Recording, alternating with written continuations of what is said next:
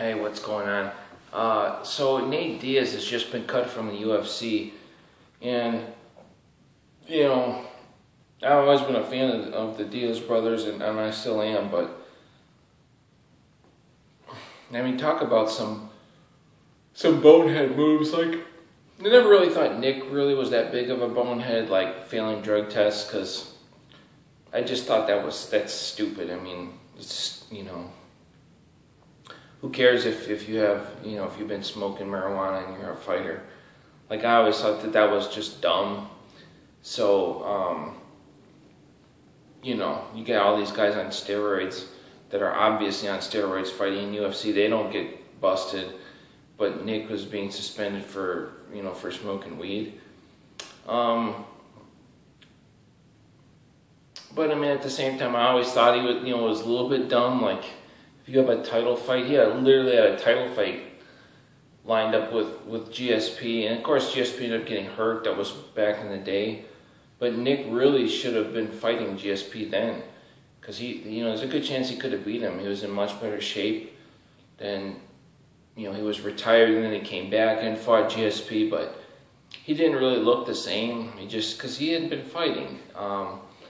But he still ended up making his money, and now Nick Diaz is going to fight Anderson Silva, so things are kind of working out for him financially, so you really can't say that he was, dumb in the things that he did. But Nate Diaz, I don't know what this guy's thinking. He's been gone and nobody really knows why, and he's complaining, and then he shows up to fight Rafael dos Anjos, or however you pronounce his name, and he's not in shape. He misses weight. His performance is horrible. And leading up to the fight, he's complaining about the UFC, complaining about pay, which that's fine if you're winning your fights, but why would you be complaining on all this when you know you're out of shape and you're going to miss weight going into the fight?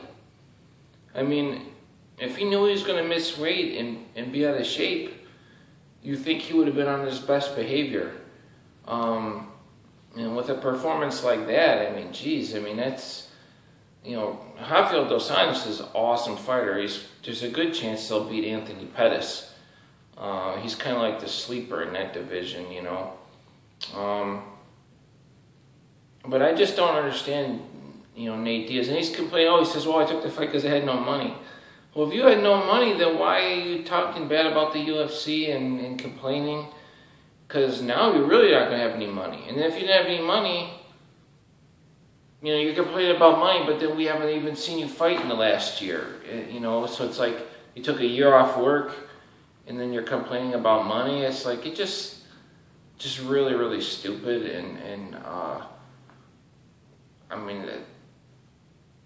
I'm not going to say the guy has some mental issues, but I mean, this just doesn't make any sense. Like, even if you don't like your employer, I mean, do any of us like our employers? I mean, no, it's a job. Like, I don't know where he's going to go. He's going to make more money than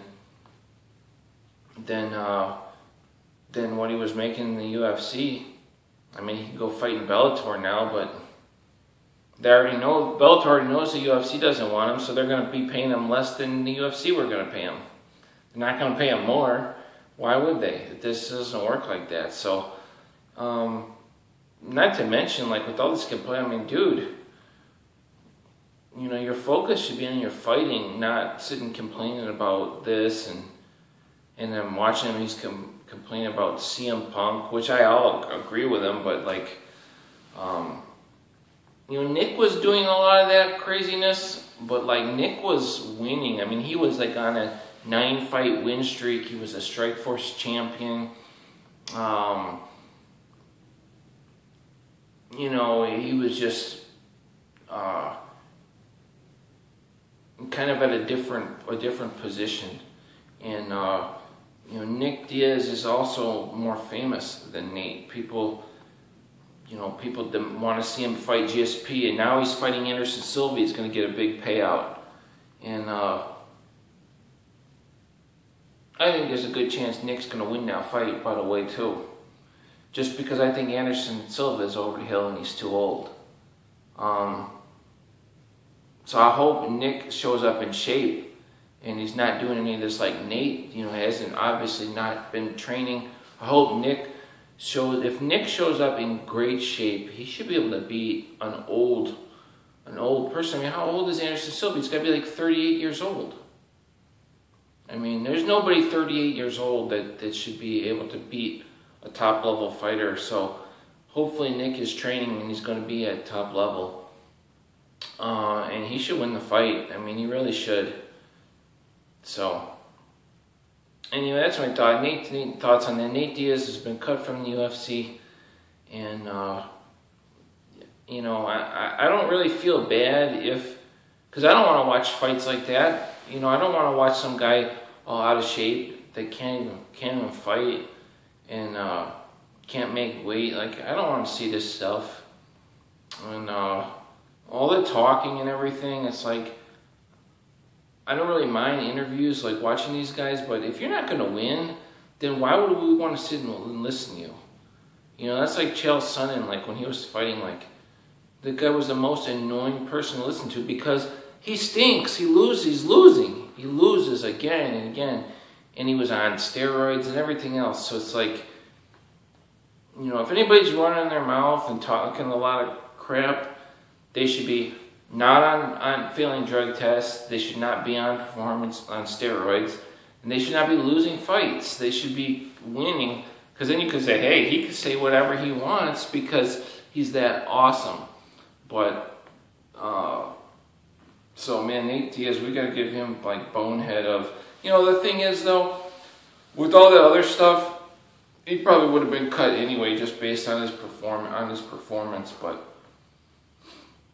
talking about bad about your employer, that's just really, really stupid, man. It's just the number one way to get fired. Like, it just doesn't make any sense at all. I mean, if you do feel that way, then make as much money as you can, use them for what you can use them for, and get out, you know what I mean? But you gotta be smart. Yeah. Alright, I'll see you guys later.